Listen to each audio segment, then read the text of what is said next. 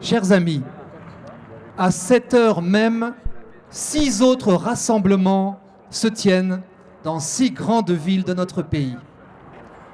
Nous sommes ici, non loin de l'Assemblée nationale et aussi à proximité immédiate de l'Institution nationale des Invalides, réunis dans la gravité. Car arrive ce soir en séance publique à l'Assemblée un projet de loi gravissime par son contenu et ses conséquences. Toxique et néfaste, il l'était déjà quand le président de la République l'a présenté, dissimulé derrière les mots trompeurs d'aide à mourir et de fraternité. Et nous avons immédiatement dénoncé l'évidente supercherie, car il s'agissait bel et bien du suicide assisté et de l'euthanasie, c'est-à-dire de la fourniture à des patients de poisons mortels à s'auto-administrer ou à se faire administrer par un tiers, éventuellement même par un proche. Quel basculement! Depuis 2500 ans et l'antique serment d'Hippocrate, le système de santé est protégé par l'interdit de donner la mort à une personne malade, qui doit toujours être soulagée, sans acharnement thérapeutique, mais jamais tuée. Et voilà vrai, cet interdit de tuer, clé de voûte de la déontologie médicale, protège le faible du fort, notamment du mortel abus de faiblesse qui consiste à laisser entendre que certaines vies seraient devenues indignes d'être vécues.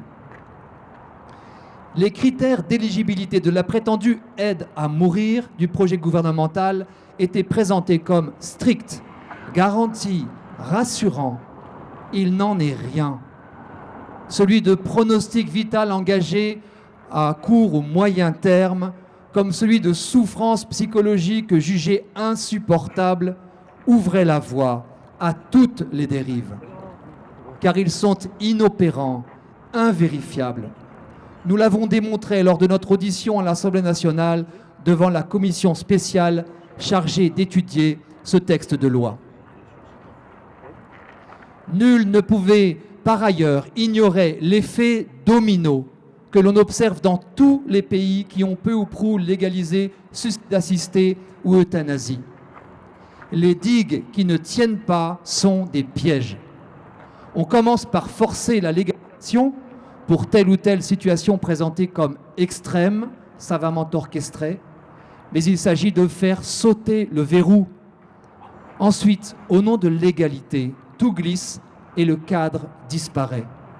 C'est ainsi que dans ces pays, on euthanasie ou suicide des personnes qui n'ont pas de maladie mortelle, mais seulement des souffrances psychiques ou des polypathologies liées à l'âge, tout en délaissant les soins palliatifs. Voilà ce que promettait ce projet. Mais nous n'en sommes plus là, car cet effet domino a déjà commencé, puisque la commission spéciale a lourdement aggravé ce projet avant son arrivée en séance plénière. Nous l'avons constaté lors de notre audition, les députés militants qui se sont laissés dans cette commission ont pratiquement fait sauter toutes les digues.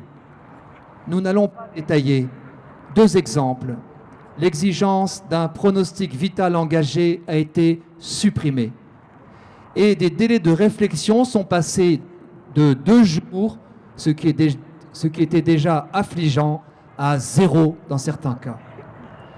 Si la loi est votée en l'état, on va pouvoir euthanasier rapidement une personne qui ne souffre en rien d'une maladie mortelle et sans que quiconque puisse l'en protéger, car il n'y a pas de recours possible. Il est même prévu une amende de 15 000 € et un emprisonnement d'1 an pour quiconque prétendrait dissuader quelqu'un de recourir au suicide assisté ou à l'euthanasie. On peut estimer à 40 000 morts par euthanasie chaque année, le résultat de ce qu'est devenu ce texte qui se présentait comme minimaliste. Voilà ce que devient la fraternité dont la loi se revendique. Nous pouvons dire notre colère en entendant Madame Vautrin, ministre de la Santé, se prétendre sur ces ajouts alors que c'est le gouvernement qui qui a allumé cet incendie qu'il savait incontrôlable. Voilà le sens de notre alerte et de notre présence aujourd'hui. Les 7 dominos géants que vous avez sous les yeux sont tour à tour déstabilisés, menacés par ce texte de loi, tandis que nous faisons tout pour les sauvegarder. Premièrement, la prévention du suicide, grande cause nationale qui ne devrait souffrir aucune exception, serait entamée si l'État organisait des suicides assistés. Exclure de cette prévention ceux qui ont le plus besoin d'être protégés du suicide est une discrimination injuste. Deuxièmement, les soins palliatifs sont dénaturés et concurrencés par la aide à mourir, qui veut faire croire que faire mourir est un soin, alors que toute la culture palliative se fonde sur le refus de l'acharnement thérapeutique et de l'administration délibérée de la mort. Troisièmement, les progrès dans la lutte contre la douleur sont découragés quand l'injection létale est proposée comme solution, une solution qui risque d'être de facilité, dictée par l'incompétence, alors que les centres de lutte contre la douleur sont encore trop peu nombreux et surchargés. Quatrièmement, la confiance soignant-soigné est à son tour ruinée par la levée de l'interdit de tuer. C'est le risque de toute puissance des soignants qui a conduit à formaliser cet interdit dans leur relation de soins. Peut-on faire confiance à la main qui soigne quand elle peut tuer?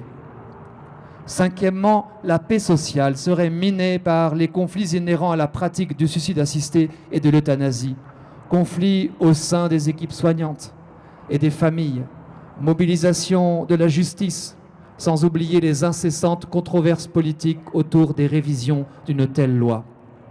Sixièmement, la protection des plus fragiles serait mise à mal par une pratique faisant intrusion dans les moments de grande vulnérabilité.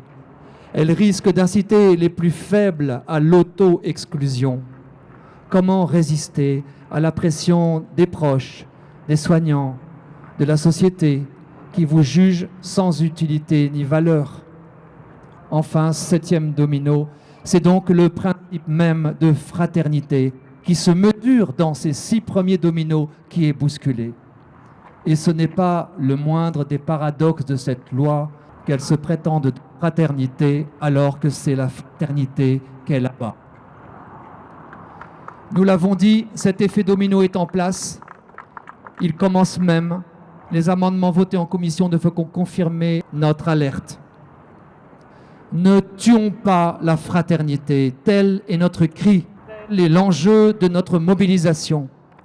Au lieu de saper tous ces fondements de la fraternité, le gouvernement serait mieux inspiré de les renforcer, en commençant par prendre soin de notre système de santé si fragile, des personnes âgées dépendantes, et finalement de tous ceux qui doutent du fait de leur isolement, de leur précarité, de leur dépendance ou de leur maladie, au point de se demander si elles ont encore une place dans notre société.